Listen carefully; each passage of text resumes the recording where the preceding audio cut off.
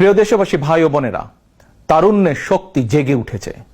গণহত্যা, গণগ্রেফতার চালিয়ে তারুণ্যের শক্তিকে আর রুখে দেওয়া যাবে না। নির্দ্বিধায়, নিঃসংকোচে বুকে বুলেট আলিঙ্গন করে শহীদ আবু সাইদ প্রমাণ করে দিয়েছে দিল্লির কৃতদাস তাবেদার খুনি হাসিনার লেলিয়ে দেওয়া সেনাবাহিনী, বিজেপি আর পুলিশের খুনিচক্রের ভয় স্বাধীন বাংলাদেশের তারুণ্য আর পিছু হটতে রাজি নয়। ছাত্রছাত্রীদের বিরুদ্ধে গণহত্যা চালিয়ে বৈষম্য বিরোধী ছাত্র আন্দোলনের কয়েকজন সমন্বয়ককে গ্রেফতার করে খুনি হাসিনা চলমান আন্দোলনকে দমন করে দিতে চেয়েছিল। কিন্তু এখন সারা দেশের প্রতিটি জেলা, উপজেলা, ইউনিয়ন, পাড়া, মহল্লা, শহর, নগর, বন্দর, কোথাও কোনো এলাকায় সমন্বয়কের অভাব নেই।